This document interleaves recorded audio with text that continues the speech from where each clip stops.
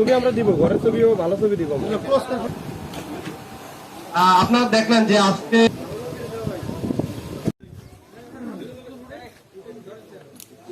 আমি আজকে 30 বছর ধরে বিটিভি সংগঠনে জড়িত। আমার 4 ছেলে, তারা আলাদা। আমার স্বামী আছে বৃদ্ধ, কাজ কাম করতে না। আমি মনোরম গড্ডা পায়া খুব খুশি হয়েছি। আসসালামু আলাইকুম। বাংলাদেশ আনসার ও গ্রাম প্রতিরক্ষা বাহিনীর মহাপরিচালকের পক্ষ থেকে খাগড়াছড়ি জেলায় একটি এবং অন্যান্য জেলায় 3টি, আজকে সর্বমোট 4টি গৃহহীনের জন্য, গৃহহীন বিডিপি সদস্যদের জন্য গৃহ উদ্বোধন করা হয়েছে।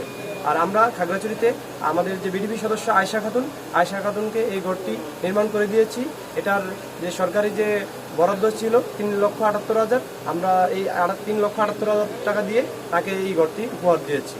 আমরা আমাদের যে টিম, আমাদের উপজেলা কর্মকর্তারা সবাই আন্তরিকভাবে চেষ্টা করেছেন যাতে আমরা তাকে একটা সুন্দর ঘর উপহার দিতে পারি। সবাইকে ধন্যবাদ জানাচ্ছি।